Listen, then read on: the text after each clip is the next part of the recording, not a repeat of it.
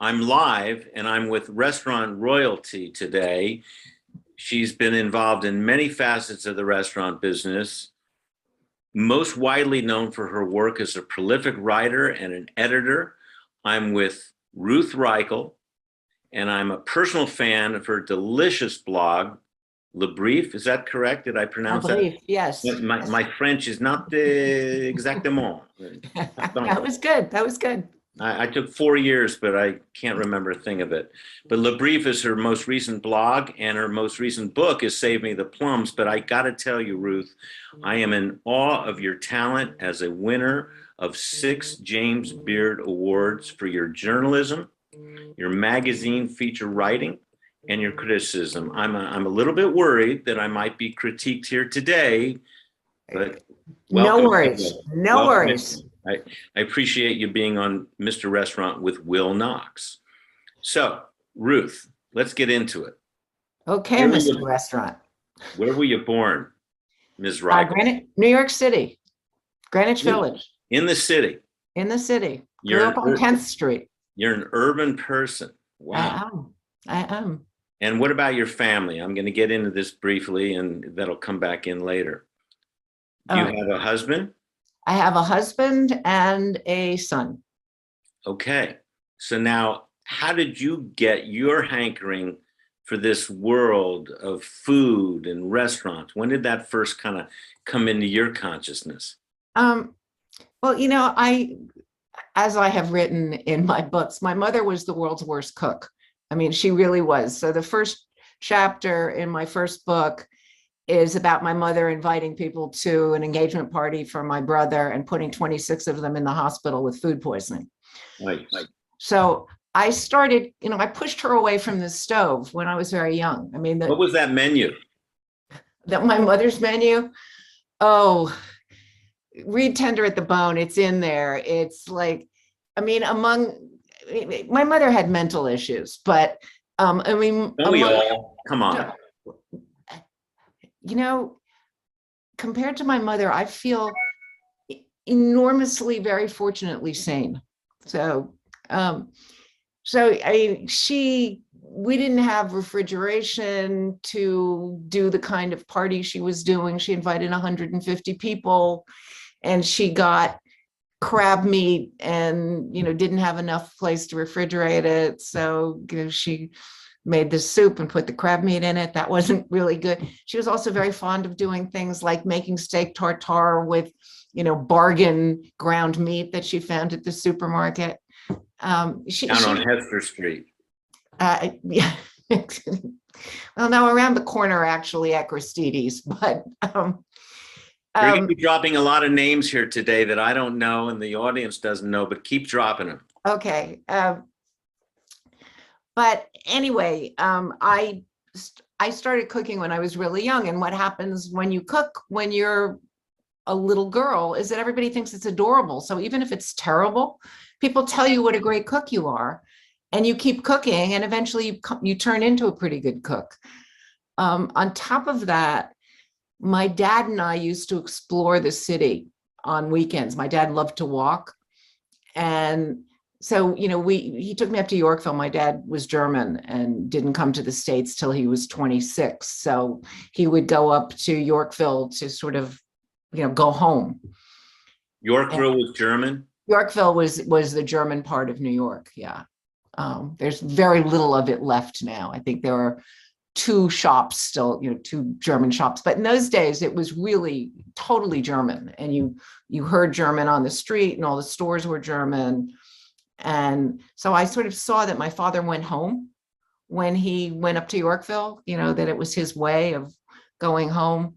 And then we expanded, and we would go to La Marqueta, the Puerto Rican market. And we'd go down to the Lower East Side, and we'd go to Little Italy. And so I sort of loved the food part of New York, and I loved sort of spending that time with my father.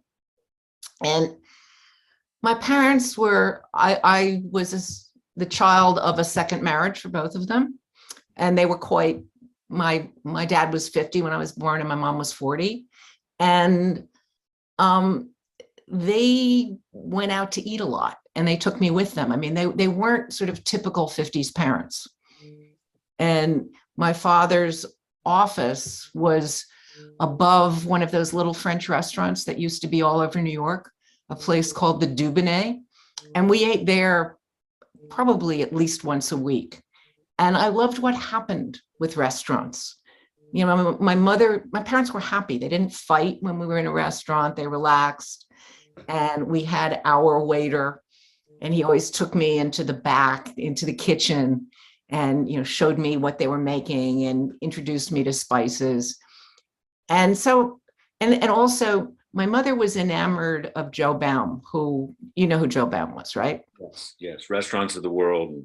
Yeah, and he did the Four Seasons, Windows on the World, the Forum of the 12 Caesars. He sort of real concept guy. He was a real, and he loved restaurants as theater. I mean, he redid the Rainbow Room. And my mother was, for one reason or another, was really enthralled with him. And so we couldn't really afford to go to those restaurants. I mean, the Four Seasons restaurants. They were big time expensive restaurants, but we would go and have a drink. And then we would go to the Automat for dinner afterwards. You get the experience. Yeah, and, you know, my mother would, you know, we'd go to the Four Seasons and, you know, we'd sit in that incredible bar with, you know, the Lippold sculpture over the bar. And so I had this feeling of restaurants as places that you could go and get outside of your ordinary life. And were you theatrical in any way? No. It was like your mom was. She was, but I think because she was, I wasn't. And were you an only child? I have a half brother who's 13 years older than I am, and we never really lived in the same house. So you didn't really experience food, certainly. With my brother. Yeah. Right. Yeah. Right. And so was your mother German also? No, my mother was from Cleveland. Cleveland. Okay. Mm-hmm. All right. Well, there's certainly a different take than being in New York City, for sure. But yeah, when you were going to the Joe Baum restaurants, how old were you at the time? Oh, I mean, I think probably started going when I was 8. Okay. You know, I would dress up and, you know, go with them. You know, I think my mother figured it was cheaper than getting a babysitter.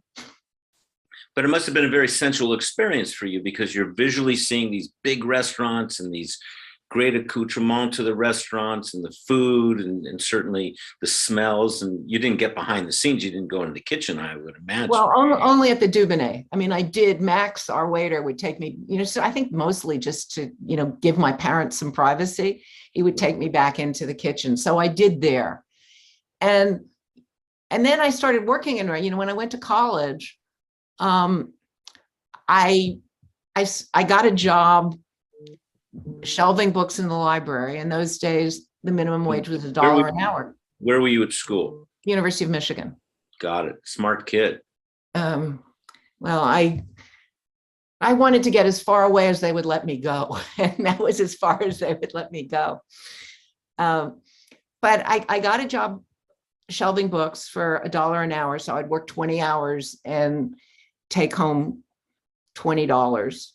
And then I discovered waitressing, and somebody opened a very fancy French restaurant in Ann Arbor. And my boyfriend was working there, and he said, you know, you should come work there. And I got a job as a waitress, and I would work a 4-hour shift and make $35 in tips. And it was like, okay, 20 hours, $20, 4 hours, $35. Now you're full throat. Yeah. Can you hear me? Yes, I can. You froze briefly. We froze out. Sometimes in Ojai, where I live, we get these difficult satellite elements that come in. So excuse us. Okay. So did you get all that? Anyway, I started. I had the boyfriend. I had working at the restaurant. So he was working at this very fancy French restaurant called La Seine, which had just opened. And he said, you know, you should come work there. You speak French. They'll love it. They'll love you. And so I went and I got a job there. And my first 4-hour shift, I made $35 in tips. Big time. And that was like, 4 hours, $35, 20 hours, it was a no-brainer. I mean, I was a waitress then, for years, because first it was fun. That happened to be a really interesting restaurant. It was way ahead of its time for Ann Arbor. Why was it ahead of its time for Ann Arbor? I mean, sadly, it went bust, but the guy who opened it had this dream. He opened with Limoges, with Baccarat Crystal. I mean, he really wanted an issue here. Yeah. Not sure what the issue. Oh, I don't think it's me. No, he was very, it's not you. There's nothing wrong with you. And I think the world would say that as well. I don't think my husband would. It's probably from my end. It usually is, just talking to my wife. But essentially he was working with Limoges, and he was working with a very high end, and this was Ann Arbor. This was Ann Arbor, which had never seen a restaurant like this before. He hired a chef from the Four Seasons. He hired the best grill man from a restaurant in Detroit. I mean, the woman who trained me was a French woman who had been a professional waitress in France. And so it was really an incredible place to learn about how restaurants run. So you soaked that in, but were you writing at the time that you? I was in college. I was a freshman in college. No hankering to write at that moment. You didn't have any inspiration on that? It never occurred to me. I mean, much as I loved food and loved restaurants, it never occurred to me that there would be a career in food for me. I mean, in the 60s, food wasn't part of American culture. You didn't go to college to be, to work in a restaurant or to write about food. It literally never crossed my mind that this would be a career path for me until after I got out of graduate school. My husband and I moved back to New York City. Were you at grad school in Michigan? Yeah, I got a master's in history of art at Michigan. Helpful. And thought I would, get a job in a museum when we moved to New York. But of course, all anybody wanted to know was how fast I could type. Rather misogynistic time then. Well, yeah, museums weren't doing very well in New York. I mean, this is like 1970 in New York. New York was really poor. It was on the verge of bankruptcy. We were living on the Lower East Side in very scary neighborhood. And I had a job I hated, and all our friends would come and stay in our loft. And all I did was like cook these huge meals for all my friends all the time. And one day, one of my friends said, you're such a good cook, you ought to write a cookbook. And my father was a book designer. I grew up in publishing. So I went to an editor that I liked and said, I'm thinking about writing a cookbook. What should I do? And she said, oh, why don't you write an outline and write a sample chapter and show it to me, and then I'll tell you what to do with it. And so I did. And she called me, and she was at Holt, Reinhardt and Winston, and she said, we'll buy it. And they gave me a $10,000 advance, which was like huge. And it was the first time it ever occurred to me that I could actually do something with food and maybe make some money. And be paid for something you loved. And be paid for something that I loved. And I loved writing that cookbook. And then living in New York was horrible. So we decided to move to Berkeley. And wait. Why from New York City to Berkeley? Because you're so liberal, you just think that, I'm going to go to California, and if I go anywhere, it's not LA, it's San Francisco, Berkeley. No, it wasn't quite like that. So my husband and I both got a summer job working at a glass blowing workshop in Seattle, north of Seattle. Glass blowing workshop. And Doug's an artist. So, and his job was to help the students build their structures. Everybody built their own structures in those days. And my job was to help people cook meals. I mean, it's now an institution, the Pilchup Glass Workshop, but in those days it was just starting, and it was just this space in this most beautiful place in the world. And so we went out there, and on the way home, we stopped and we drove out there. And on the way home, we stopped and visited friends all along the West Coast. And we loved Berkeley, and we had friends there. And they said, why don't you, move to Berkeley, and we'll all buy a house together, and we can live together and set up, a shop. And so we went back to New York and packed up our stuff and moved out to Berkeley. And this is Michael, your current husband? Oh, this is not my current husband. No, this is not my your current husband. Yeah. Your first husband. Okay. Yes. All right. So then you move out to Berkeley, and you're this mama who loves food. And there was a collective restaurant starting up in the University Art Museum, and I became part of that collective.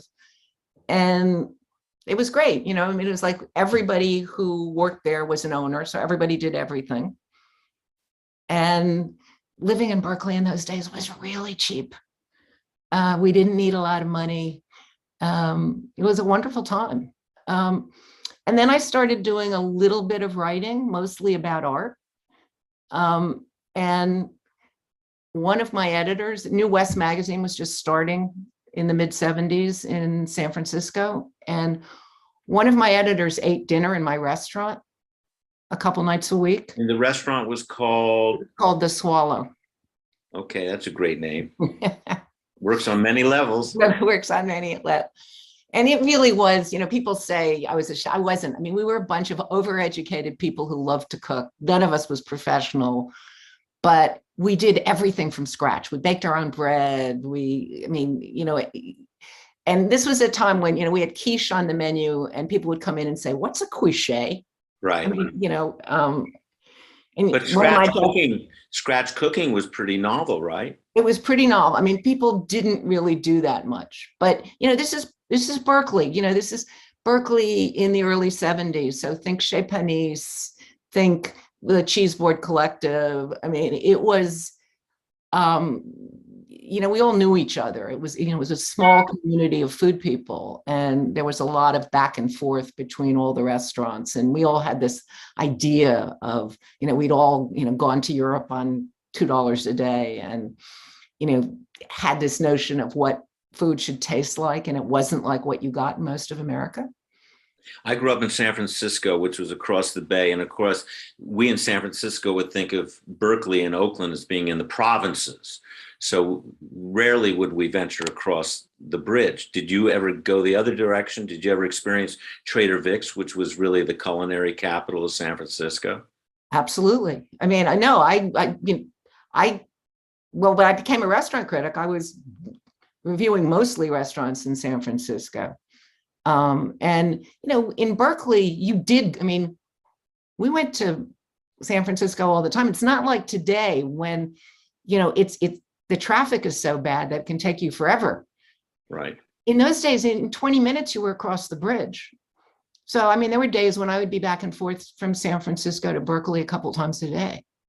Well, that's one reason BART was invented, the Bay Area Rapid Transit, because people could really know where they could get to in a relatively easy time frame and count on 20 minutes or 30 minutes. But, certainly it's been a problem, driving in LA and everywhere else in the United States, the world. But you really feel it in the Bay Area. The difference between now and then, when very congested.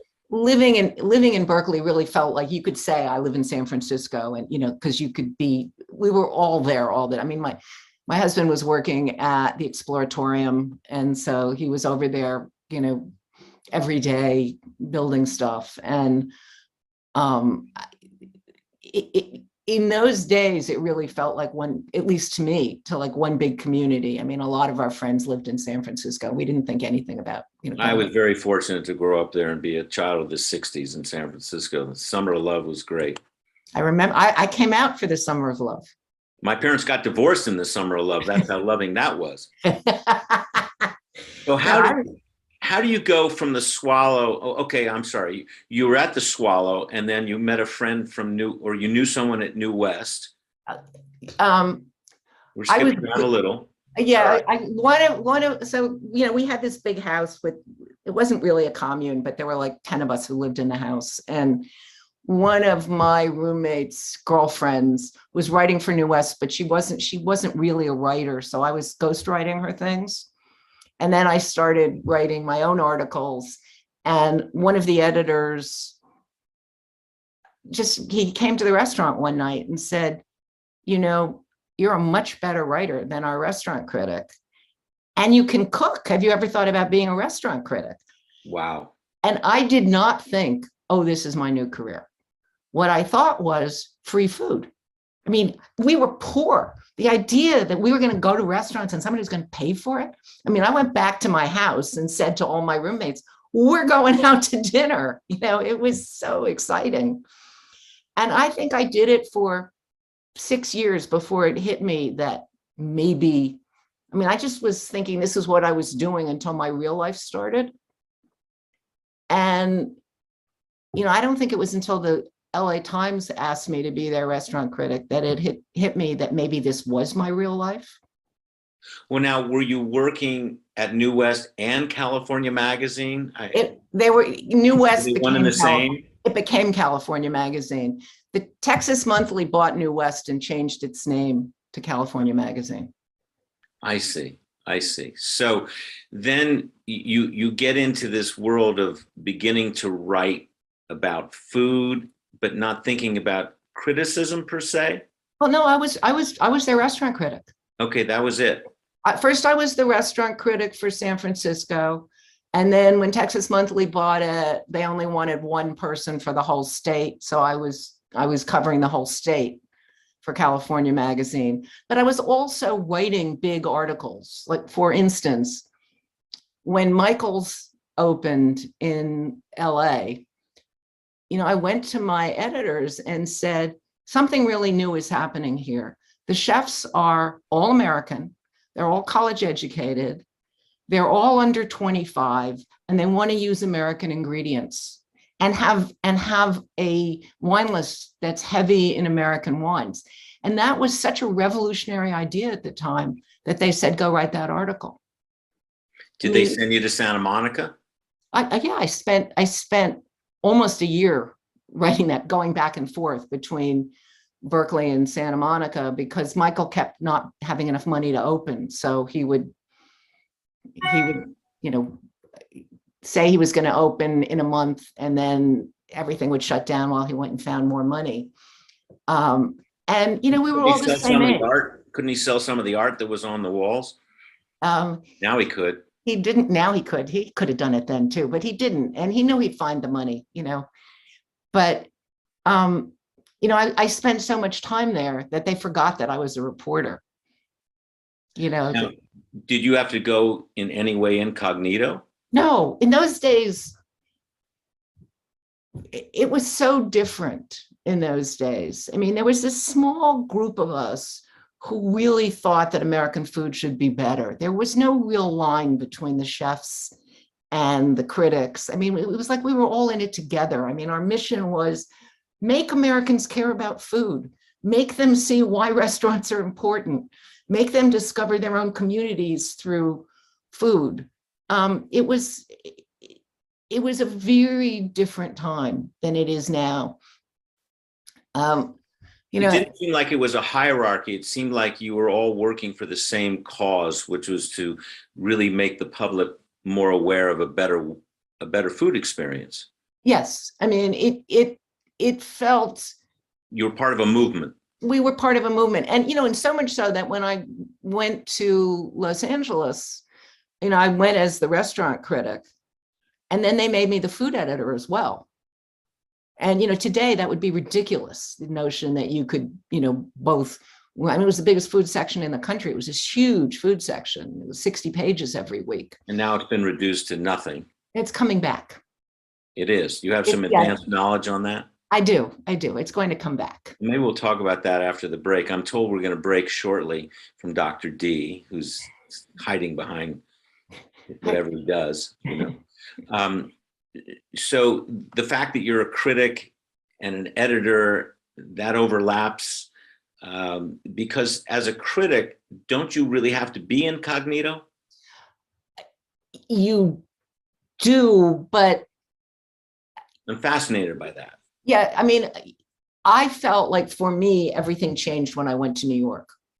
So like in LA, I didn't, And work for the New York when I Times. went to the New York Times, it was suddenly very clear to me that I had to be incognito. I didn't feel that way in LA because I didn't feel like I had that much clout in LA. All right, we're going to explore this. We're going to Okay. take a break and we're going to be right back with Ruth Reichl. I'm Will Knox, and you're listening to Mr. Restaurant. And you can upload me even on YouTube and see the beautiful Ruth Reichl and not so beautiful Will Knox. So we'll be right back after this break. Thank you, Ruth, for being here. My pleasure. It's a real pleasure.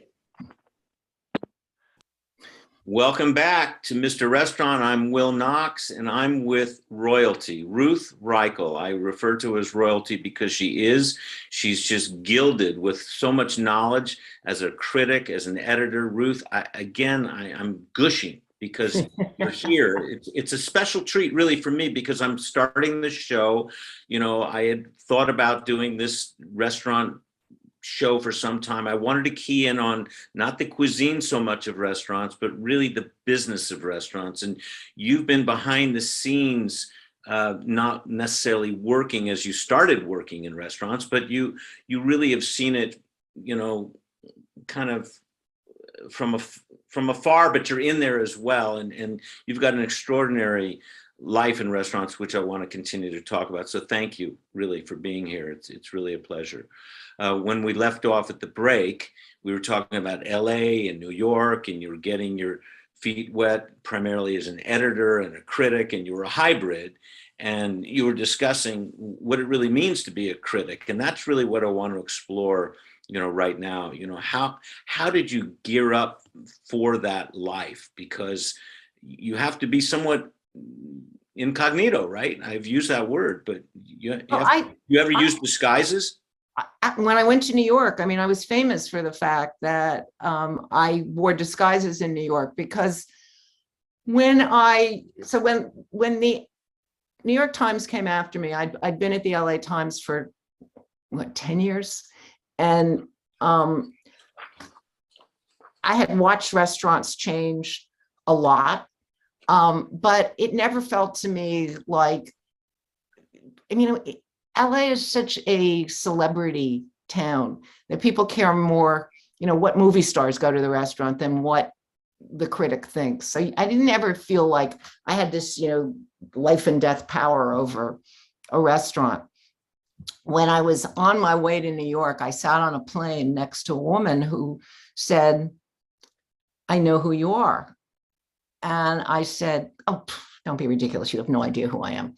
And she said, "Oh, no, I'm a waitress in a restaurant in New York, and I know that you're about to become the restaurant critic of the New York Times." And I said, "How could you possibly know that that's me?" And she said, "Because there's a big picture of you in the back of the restaurant with wanted written across the bottom, and the owner will pay anyone $500 if they spot you in the restaurant."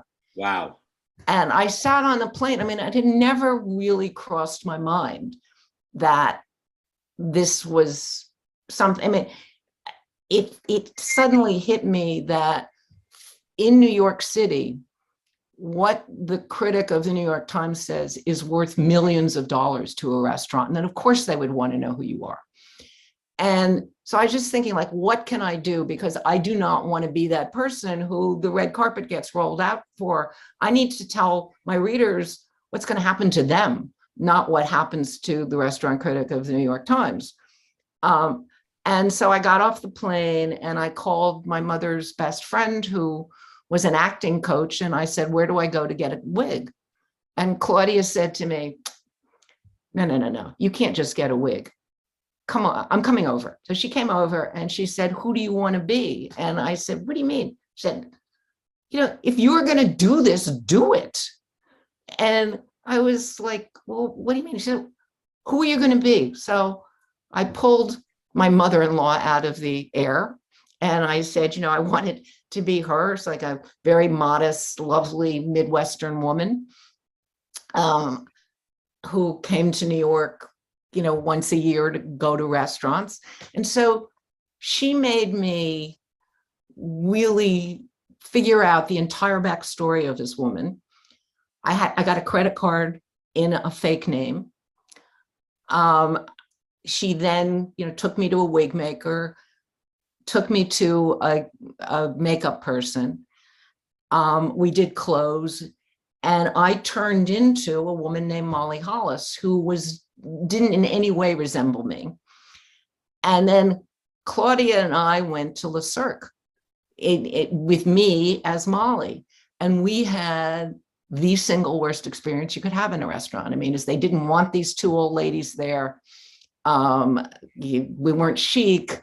They kept pretending they didn't have a reservation for us. They kept us waiting for 45 minutes. They then seated us in the smoking section, although we'd asked to be a non-smoking. It was just a really horrible experience. And I went a few times. Inhospitable. Totally inhospitable. And then for the last visit, I called my nephew who was working on Wall Street, and I said, make a reservation for 2 at Le Cirque in your name, and we'll go. And I said, see if you can get an 8 o'clock reservation. And he called me back and said, no, I can only get 10 o'clock. And I said, well, let's go at 8 and see what happens. So the 2 of us go at 8, and it's in his name, which is not my name. Not Molly Hollis. It's not Molly Hollis, and it's not Ruth Reichl. And we're standing there, and all these people are grumbling about the fact that, they had a reservation at 7:30 and it's 8 o'clock and they haven't been seated yet. And there's this huge crowd milling around angrily because they haven't got their tables yet. And the owner, Sirio Macchioni, spots me. And of course, he's seen a picture of me. I'm not wearing a disguise this time. And he spots me, and he comes through the crowd, and he parts everybody, and he takes my hand and he leads me forward. And he says, the King of Spain is waiting in the bar, but your table is ready. Oh my gosh. Wow. And so Johnny and I sit down, and now we have this 4-top for just the 2 of us. And they're dancing around, and Sirio says, can we make you a meal? And so we get champagne, and there's white truffles and black truffles and caviar. And I say to Johnny, oh yeah, I bet the King of Spain is waiting in the bar. And Johnny turns around and he goes, that is the King of Spain. He's here to open the Picasso show. I saw him on TV last night. You won up the King of Spain. I won up the King of Spain. And so I ended up writing the review just like that. This is what happens to Molly Hollis, and this is what happens to the critic of the New York Times. And the food was good both times. It wasn't like I had terrible food as Molly Hollis, but people don't go out to eat. They go out to be treated well. They go out to have a wonderful time. They don't go out to, be made to feel small. Well, you go out to eat also because you can't get that food at home. I mean, you can't get it prepared like that at home, for sure.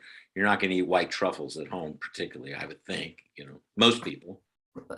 It's an experience. It's an experience. I mean, you go out for a lot of reasons, but at the point where they've humiliated you for an hour, it doesn't matter. They can give you manna from heaven, and it's not going to taste the same. I mean, it is a whole package. And I think I learned a lot of that from going to these restaurants with my mother, who was so taken with Joe Baum, who understood that restaurants are theater. They're not just food. Well, I think, Wolfgang Puck certainly brought that to the forefront when he opened Spago. And I must say, I was very fortunate. I did my very first restaurant real estate deal. I found Spago for Wolfgang, and people were just amazed at the casualness of the restaurant, but it was married with the food and the view, and the hospitality was great. And here was this young upstart chef, formerly from Ma Maison, which would have been a really local hang, with an unlisted number. But he kind of, from the California standpoint, it seemed to have that experience of food, the experience of hospitality, because it was first rate. You could be, a movie star, 5-star movie star, or you could be, like Will Knox, and just walk in and be treated very nicely. I had a great table, I think, the first time I went in there, and they didn't. But you found the space. You weren't anonymous. Well, that's true. That's true. But nonetheless, I have found that, the greatest restaurants in the world are not necessarily the most expensive restaurants in the world. It's the way you're treated at that restaurant. You can go to Mel's Drive-In or a dive in Tribeca, and they're cool and they lovely and they treat you like you are royalty. Of course, you are royalty, but nonetheless, you know, that to me is really what sets a restaurant apart, that experience. I totally agree. I mean, I'm actually very proud of when I reviewed Spago for, I guess it was California Magazine at that point. My last line was, "Go now. Someday you'll be proud to say you knew it when." It's like Yogi Berra saying nobody goes there anymore because it's too busy. Right. Yeah. All right, Ruth, we're going to break right now. Dr. D's giving me the high sign. We're going to come back and talk with royalty, Ruth Reichl. It is Reichl, right? It's not Reichl. It's Reichl.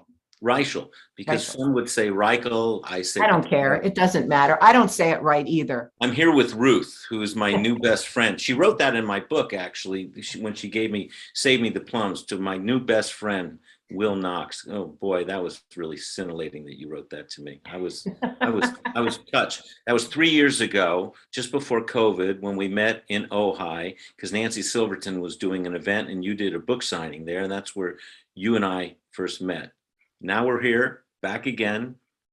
Now, only I'm not in Ojai. I wish I were. You're in upstate New York. I'm in upstate New York. I am. Well, that's not a bad place to be either. But we're going to talk more about your life and your times again with Ruth Reichl, and I'm Will Knox in the room with Mr. Restaurant. We'll be right back. Very good. In 3, 2. How many more breaks? You've got 2 more. 2 more breaks. Correct. Ruth, Incorrect. are we I'm taxing sorry. you? You've done No, 2. no, it's fine. Okay. We have 1 more break. I'm sorry. 1 more break. We have 1 more break. Okay, we're going to get through. We're Yeah. going to talk about Gourmet Magazine now. Okay. All right. 3, 2, 1. You're live. There's a lot to talk about with Ruth Reichl, and we're going to continue now with Mr. Restaurant. I'm Will Knox. Ruth, we were talking about the experience of being in a restaurant, but you had a really great experience for 10 years with Gourmet Magazine. Is that right? I did. It So was a what total happened? What happened when you left the New York Times? Or were you wooed to Cy Newhouse and Connie Nast? I was wooed. I mean, I never crossed my mind. I mean, when they called me, I thought they were looking for a new restaurant critic. It never occurred to me that they were actually going to offer me the magazine. And it was the most amazing job, because it was 1999, and I had this real sense that American food was finally coming into the culture, that it was becoming part of popular culture, that people really cared, and that a food magazine ought to do so much more than just recipes and reviews, that there was a public out there really interested in everything that had to do with food, and that we ought to be doing it. And I agreed to take the job so long as they would let me bring Laurie Ochoa, who was married to Jonathan Gold, and Jonathan to help me do it, because we had redone the LA Times food section together. They left LA and joined you in New York. I came to New York, and Big move. all 3 of us had this vision of what an Epicurean magazine could be. And we were really fortunate that, when we got there, the staff of that magazine was so passionate about food and so knowledgeable that, when I said, what do you think we should be doing? Their vision was the same. We need to talk about what's happening on the land. We need to talk about what farmers are facing. We need to talk about, we have to go beyond Europe. I mean, one of the things that I really felt strongly about when I moved to New York from LA, LA was looking towards the Pacific, and New York was still looking to Europe. And, everything in New York. I mean, my predecessor at the New York Times had been very focused on French food. And it was shocking to people when I started writing about Japanese food and Korean restaurants and expanding that palette. And I felt like Gourmet needed to do that too. It really needed to like take a much bigger bite of the world. And that we really needed to get, new. We had, an agent in New York said to me, book agent said to me, I can't believe it. All my people are saying, get me into Gourmet. Because you're more journalistic now rather than Gourmet. Because we would, yeah, right. But we know Junot Diaz wrote for us, Bud Trillin wrote for us, Ann Patchett, James Smiley. I mean, we just sort of like said, my idea is that every great writer has a food piece in them. And that it was our job to find them. And, Pat Conroy, I mean, we had wonderful writing in the magazine. I'm really proud of that. And it was not my idea to get David. I mean, I never thought that DFW would write for us. So when Jocelyn, who was his editor, said, I think we should go after David Foster Wallace. And I was like, yeah, if you can get him, but I can't imagine he'll write for us. And it turns out he wanted to. But why did he want to? I think because he knew that it was a different audience for him than the people he usually wrote for, and that he had heard that we were kind of open to almost anything. That we had an editing process that was, I mean, I didn't tell people what to write, but he was a grammar nerd. He was really granular on the changes. I mean, he fought over every comma. I mean, I remember passing Jocelyn's office and hearing her shouting at him, I think that comma is very aggressive. Crazy. And he and I ended up having, I mean, there were a few things that he had in there that I said I couldn't live with. Such as? He was very admiring of PETA. And I was like, I'm not doing an ad for PETA. I'm sorry. It's got to go. Not PITA, but PETA, who were then targeting chefs about foie gras and stuff. And I was like, no, I'm not, we're not showing for them. Right. And he also had a reference to Mengele, the horrible Nazi doctor. Yes. And I said, I think this has to come out. It's a little extreme. And we fought over the title. And we originally wanted to call it To Die For. And that doesn't say a lot. He didn't, I mean, we were much happier with what we ended up with, but also just finding an article that he wanted to write was hard. I mean, he didn't drink. We wanted to send him to a Scotch festival. He didn't drink. And then Jocelyn had this idea, I think his mother's from Maine. What if we send him to the lobster festival? And he agreed to do that, but I never in a million years thought that he would end up writing a piece that was basically about what lobsters feel when they go into the pot. I mean, it's a fabulous piece, but it's very challenging. My wife will not let me bring home a living crab, shrimp, or lobster that we have to boil. She just said, I don't want to be part of that. Yeah, well, and he went one farther and he was experiencing it from the point of view of the lobster. Yeah. I mean, he opens the piece by saying, when you walk into the Maine Lobster Festival, there's this huge lobster pot with hundreds of lobsters boiling, and you see it. And he said, it's as if you went to a barbecue festival and they drove the cattle into an arena and you watched them slaughter them. Oh my gosh, that's tough. That's tough sledding. Sure. And I thought, visual. It's very visual, and the piece is like, he challenges you, and he says, is it proper for us to kill sentient beings just for our gustatory pleasure? And I thought, and he said, I doubt very much, he wrote this, I very much doubt that the readers of Gourmet want to read this in their culinary monthly. And I was reading it and I thought, you're damn right they don't, And I thought that thousands of people would write in and say, cancel my subscription. I don't buy Gourmet for this. And in fact, the opposite happened.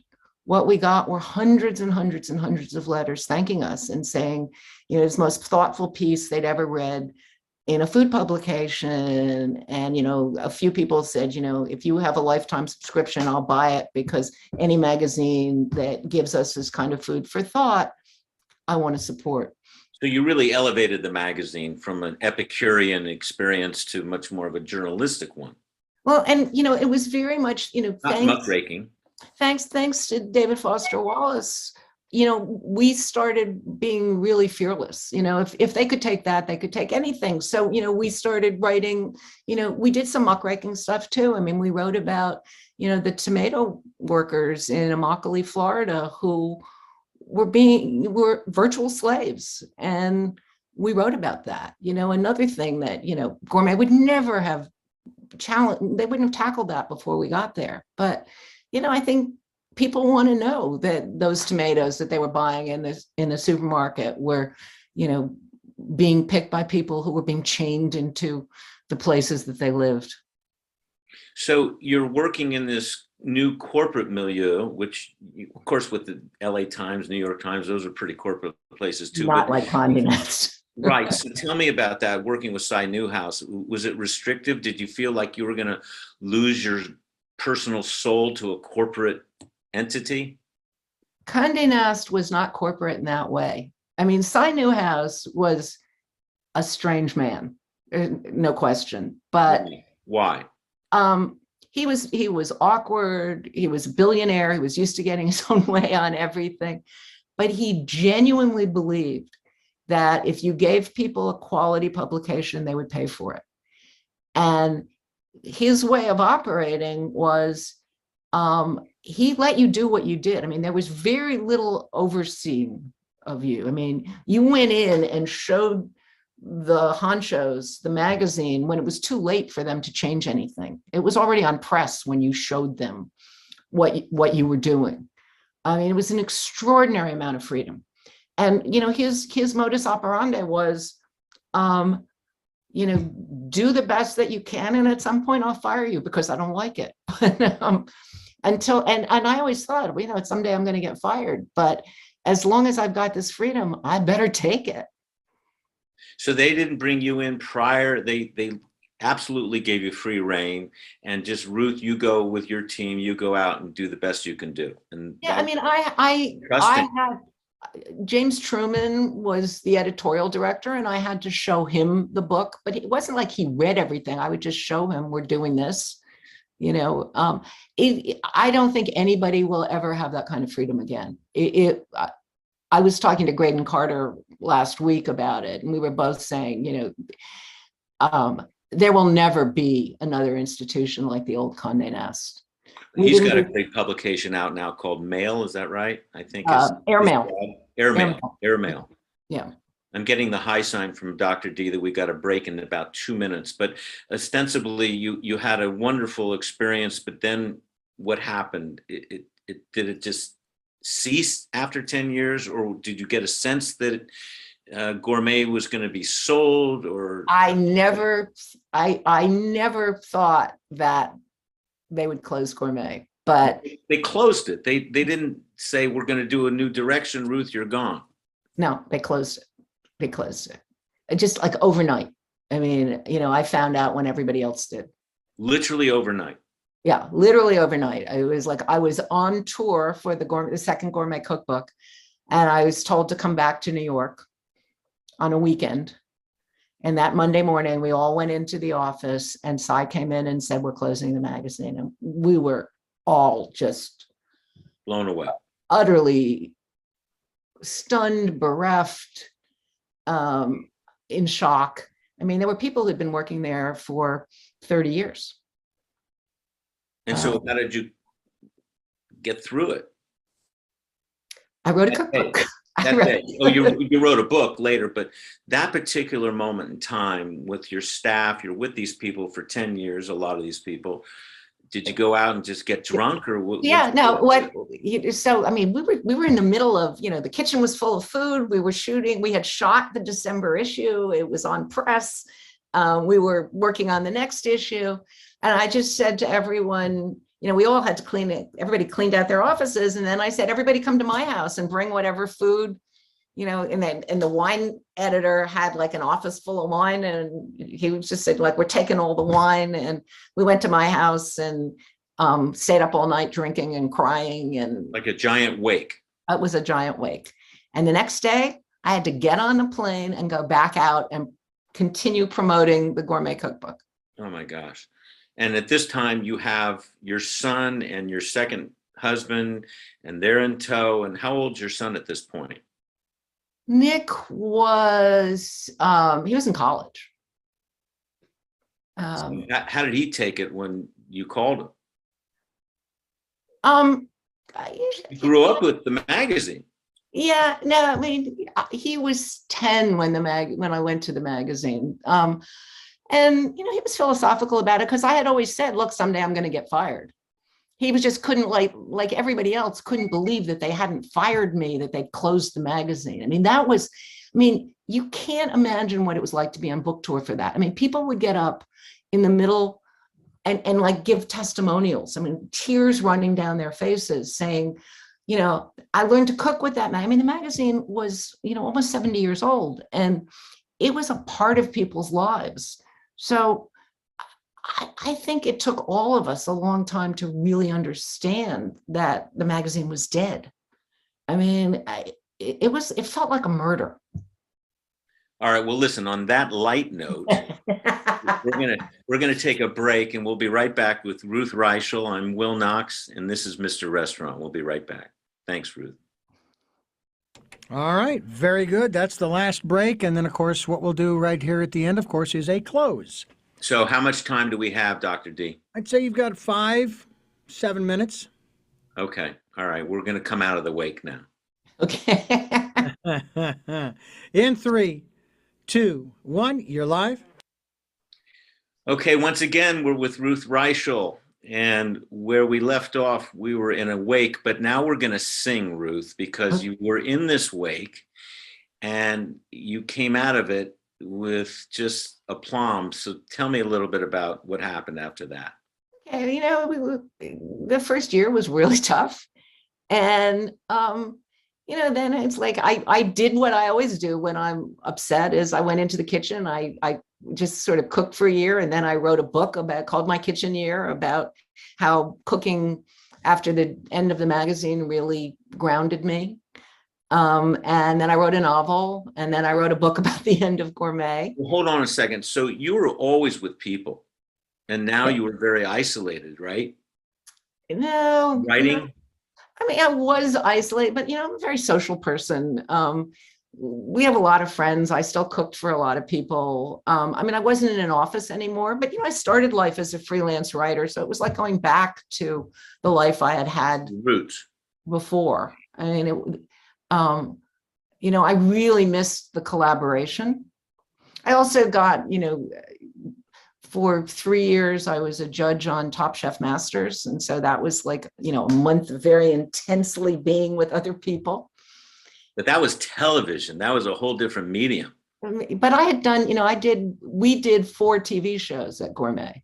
And we that did 4 seasons. We did Gourmet's Diary of a Foodie and then Adventures with Ruth. So I was used to television. With Adventures with Ruth, who came up with that idea? My publisher, actually. It was one of the ways we tried to save the magazine. It was supported by American Airlines, and it was, so they paid for it, and then they bought all these ads in the magazine, which of course it never happened because the show didn't air until after they closed the magazine. But I got to go to cooking schools all over the world with people, with, celebrities in tow. That was really fun. What was the premise of the show? Adventures with Ruth? Yes.